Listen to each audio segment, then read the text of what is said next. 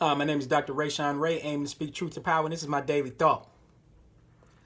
Why are men really mad about Jay-Z's 444 song?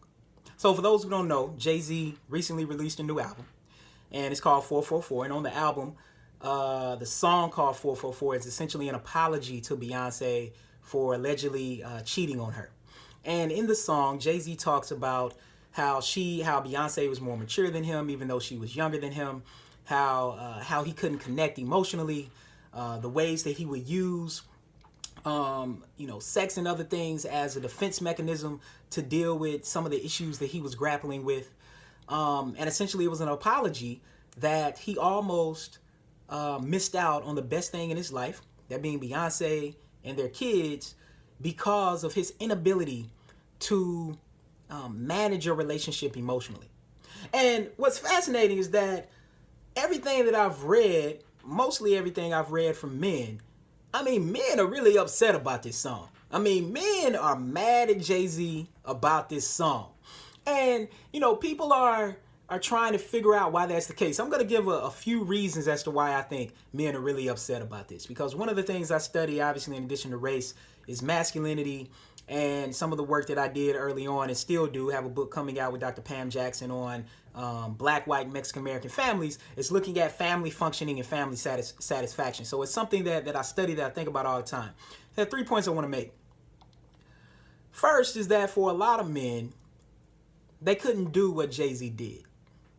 They couldn't make an apology. They couldn't be that upfront and apologize for their past actions and say that I've fallen short, I'm going to try and do things better in the future. Second thing is that it's not just about that men didn't do it. It's mostly that most men can't do what he did. And then third, and this is part of the can't, is that most men don't know how to do it. So let me break this down. Didn't do what he did. For a lot of men, they'll say, oh, I'm too prideful, or, I'm playing the game, or I'm doing these sort of things, or I'm just going to deal with it. And then they sit up being lonely when they get older because they couldn't figure out how to do this. Now, part of this, and what I mean by this, is learning how to express themselves through communication and emotionally. Because, see, men are socialized. We are socialized. Unfortunately, we are socialized to conquer women through sex. That's point blank. That's what it is. From all the images we see, from the conversations that boys and men have in predominantly male settings, is that the point is to conquer. Never is the point to communicate. The point is to never have a conversation. Rarely is the point to progress a relationship to where things are as close to 50-50 as they can be, or at least where both people are satisfied, and where the man is communicating on a regular basis. And even men who do this, or who have tried to learn how to do this, aren't very good at being able to tell other men how to do it, or they're oftentimes silent when they're in those settings and men get to talking about women in a particular way. Why? Because either they don't want to be fronted out for being different, or again, they don't exactly know how to say what they're doing. They're just going through the flow and doing it. Because men were not socialized to communicate with people, with women, with the person who we're in a relationship with. And so Jay-Z did something that most men can't do, and that most men don't know how to do.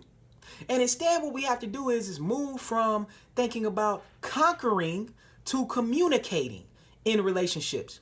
We have to make that shift. That's something Jay-Z figured out. And as Dr. Brittany Cooper said, this man seems like he finally figured it out at like 47. Jay-Z's almost 50. He just now figured it out. We have to speed this process up in terms of what's going on. And so part of it is learning how to communicate, learning how to express ourselves emotionally. And that becomes extremely, extremely important to do. And what men have to realize is that we are actually more of a man when we are able to express ourselves in that particular way. So I think 444 is an awesome song. Evidently, the address where the whole elevator situation went down, where Solange was beating Jay-Z up for cheating on Beyonce, the address was 444. Then I read an article that Jay-Z said he woke up and looked at the clock and it was 4:44 in the morning, and so that's why he ended up naming it that. Clearly, if you listen to the song, he realized that he was about to lose everything that he valued as being important. So for men, we have to actually start having more conversations with each other. We have to mimic other relationships. So one of the things I do is I look at couples who I think are in a place where I would like for my relationship to be with my wife.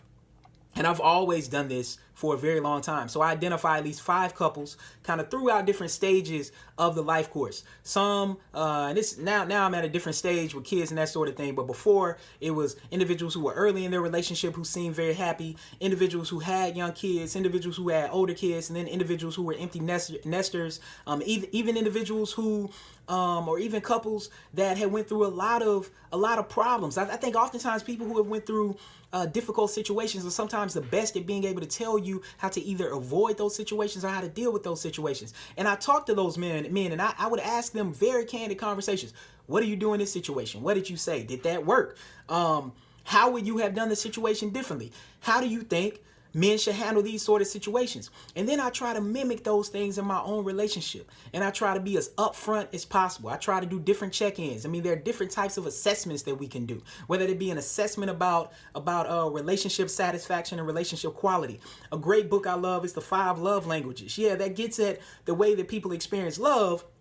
But at the same time, it doesn't get at as much of the satisfaction part long term, which is the fact that when you start having kids and you're trying to move up in your career, I mean, things get tough to try to maintain that relationship. I do things like, or we try to do things like try to schedule literally trips or dates together. I mean, it sounds crazy. Like, I mean, you literally have to schedule dates with your partner if you're really trying to progress that relationship, because you look up 5, 10 years, 20 years later, and you don't know the person that well because people change. And so part of what men have to do when men are really mad about this Jay-Z song is because it's something for the most part going inside with them that they realize they couldn't do that or didn't want to do that. And of course they'll come out and say, oh, Jay-Z was a punk, or, you know, he's selling out. No, that's not what he's doing at all. What he's doing is he's saving his relationship. And as he said, I don't want to have to look my daughter in the eye and tell her, who she views me as a superhero, I don't want to have to look my daughter in the eye and tell her that I messed up for tricking off with somebody else instead of your mom. And that's something I've always made a promise to do with my boys. It's an awesome feeling to be viewed as a superhero to little people.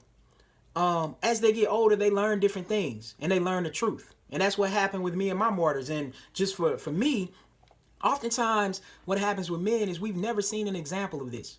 Like for me, I grew up in a single parent household, never seen my biological father before. I didn't have this example in my house. I had my grandfather, I had my uncles, and everybody has strengths and weaknesses. Everybody makes mistakes and everybody tries to make up for those. So I would always try to learn from them, even though I viewed them as superheroes growing up. And you get older and you start to learn different things. And so you have to have these candid conversations about relationships.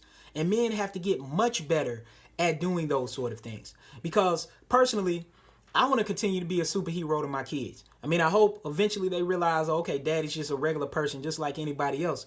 But at the same time, I want to do everything I can to mimic and provide an example of what personhood, and not just manhood, but what personhood looks like in terms of treating other people and treating the person who you love and who you want to be with. And I hope that I try to do those sort of things well. And so for men who are struggling with this, don't get mad at Jay-Z.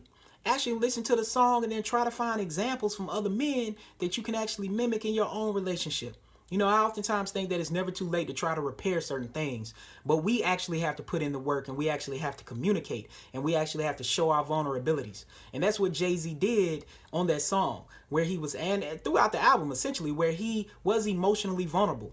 And that's something that as men that we actually have to do. So as always, conversations matter like Black Lives and Books. I hope this has sparked one.